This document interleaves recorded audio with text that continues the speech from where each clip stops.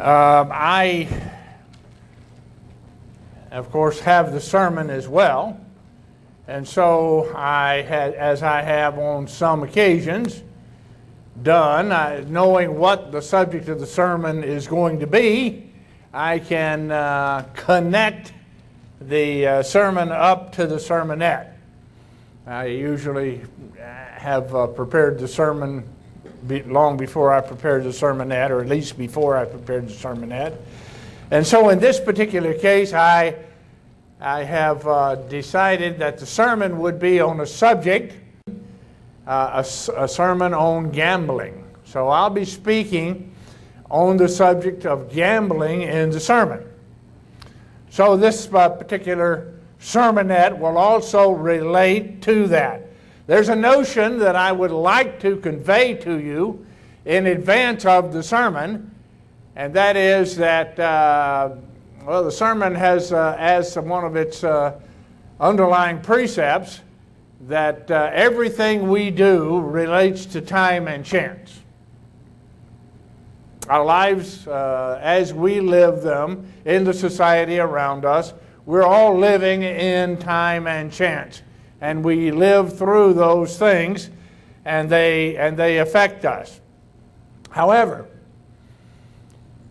I would like to take a little bit of exception to that in this sermon, in that we have a relationship with God, so everything is not strictly about time and chance, because there are times when God intervenes to set time and chance aside for us on our behalf because of our obedience to Him. And in those times, He rewards things like courage and faith, and builds faith for us through those interventions. And I'm sure you can all look and see times in your life when that has happened. I want to use one example. Well, I'll slur off of that one example a little bit, but I want to use one example to primarily to look at how an individual stared in the face the odds which appeared to be insurmountable, and how God responded to that. That individual, as we get to it, of course, is David. Well, there are a number of them that we could have chosen from, but David looked at the odds, and he knew the odds were really against him. And we'll read about that as he decided that he would be the one, 12 years old or so, going out to confront Goliath. And so that is a story of God's intervention in the situation. Carolyn Williams was telling me before services that she's had some health problems, and so she was saying that she is going to leave the health problem, in the hands of God. And so that's an example of the very same thing that David did in his situation with Goliath. If I had coins up here, if I had two coins, though, I'm talking a little bit here now about probability. There's a whole branch of mathematics that's called probability and probability theory. If I flip a coin, it lands, one side is up, the other side is down.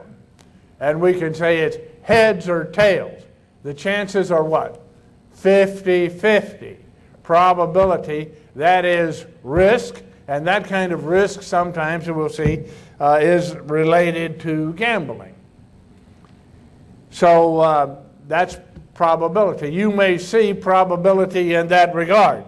If I had two coins and I flipped two of them, the chances of getting both coins to have heads up would be 1 in 4. In other words, on average, if I repeated that process 4 times, then that 1 time out of the 4, on average, we might have to do 100 flippings before it balanced out. But 1 time in 4, on average, the coins would end up with heads up on both coins. There is also a kind of probability study that has been done through the generations now in regard to the Bible. The Bible has certain, apparently, and mathematical probability says it is without doubt. The Bible has hidden messages encoded in certain of its texts. And as I said, mathematical probability, according to people who make a study of that, say it cannot be otherwise. It cannot be, it is the probability of that having been accidental is beyond the realm of possibility. And so probability is something we look at. Here's David looking at the situation with Goliath. What is the probability that David is going to be able to stand up to Goliath? We wouldn't even say probability. That's probably a misuse of the word. What is the possibility that David is going to be able to stand up to Goliath? 1 Samuel chapter 17, verse 1. The Philistines gathered together their armies to battle. They were gathered together at Shokah, which belonged to Judah, and pitched between Shokah and Azekah in Ephraim. And Saul and the men of Israel were gathered together and pitched by the valley of Elah, and set the battle in array against the Philistines. 2 armies there. They're going to go to war. They're going to fight for supremacy. And so the 2 armies were set up to do that. Saul and the men of Israel were gathered together, verse 2, and pitched by the valley of Elah and the battle, and set the battle in array against the Philistines. Lined up their troops in such a way that they could, I guess, match the topography, the surrounding terrain, and then proceed to fight the battle. And then that kind of thing is, matching the terrain and the area in which you're in is important for armies in battle. Philistines stood on a mountain on the one side, and Israel stood on a mountain on the other side. And there was a valley between them. There went out a champion of the camp of the Philistines named Goliath of Garth, whose height was about 6 cubits and a span. Now they tell me a cubit is about 18 inches, so he was about 9 feet tall, and a span, I don't know what a span is, but he was probably about 10 feet tall. Now I don't know if that's 8 feet. Is this ceiling about 10 feet? This ceiling may be about 10 feet tall. And so that's how tall he was. You see, it would make any of us look diminutive. And David, is a boy of, about 12 years old at the time. Goliath, verse 5, had a helmet of brass on his head. He was armed with a coat of mail. And the weight of the coat was 5,000 shekels of brass. I don't know what that is, but he had a lot of armor, and he was big enough to walk around with his armor so that whatever you tried to do to him, the armor would repel it. And he could carry it around without being, without being restricted in his motion because of the armor. And he had greaves of brass upon his legs and a target of brass between his shoulders. And the staff of his spear was like a weaver's beam. Now, I haven't made a study of weaver's beams, but I have a feeling it's something about this big around or this rectangular that you and I couldn't reach our hand around and hold it, and yet that was his spear, which he could take and throw and puncture anybody that dared to stand against him.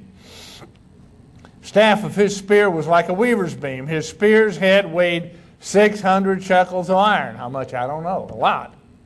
A lot. And one bearing a shield went before him. He had somebody carrying the shield, which he was going to also use just to accompany him and to have it there for him when he was ready. And this fearsome individual is probably best remembered as maybe the largest human being of all times, stood before them and cried to the armies of Israel and said to them, Why are you come out to set your battle in array?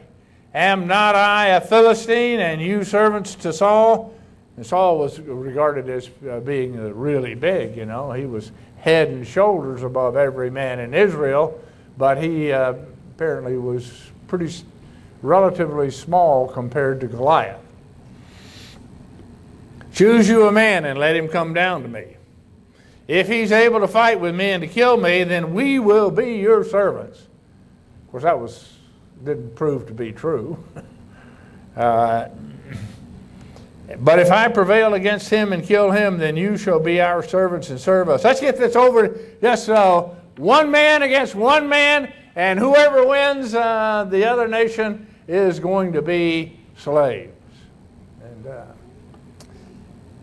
And we're looking at what's probability here. What are the odds of anybody being able to go down there and stand against this huge, incredibly strong, incredibly well armored, and individual with incredible weapons? What are the odds?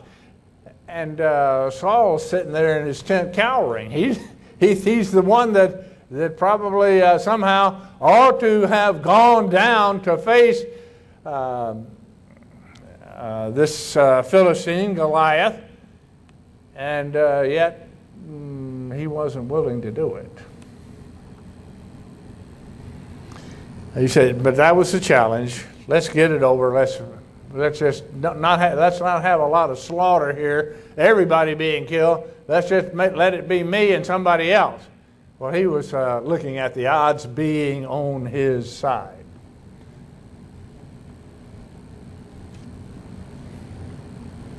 When Saul and all Israel heard those words of the Philistine, they were dismayed and greatly afraid. Now David was the son of that Ephrathite of Bethlehem, Judea, whose name was Jesse, and he had 8 sons, and the man went among men for an old man in the days of Saul.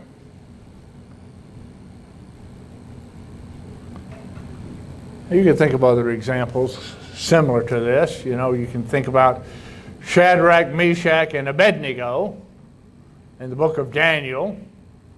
3 Hebrew lads, I think it's translated in some translations, who stood before Nebuchadnezzar and said, we will not bow to your image. We know the odds are pretty long against us, because you say that if we don't bow down to that image, you're going to throw us in the fiery furnace. Long odds, right? Who's going to survive the fiery furnace? Nobody. You can think about Daniel in the lion's den. Who's going to survive those lions? Nobody. And David was not going to survive in the battle with Goliath. But you know, David did survive that battle. The 3 Hebrew boys went into the furnace, and they were not hurt. Daniel went into the lion's den, and he was not hurt. Why? Was it about the odds? Well, you have to look and say, yeah, the odds were long. They were there looking at incredibly long odds and knowing that it wasn't even possible under normal physical laws that we live and work in, and probabilities that affect us every day in every way. They were not going to survive this. Yet they did survive it. They survived it because God intervened. And so through God's intervention, David somehow, a miraculous thing, won the battle with Goliath. And then, of course, the Philistines didn't come down and serve Israel, but God intervened at that time.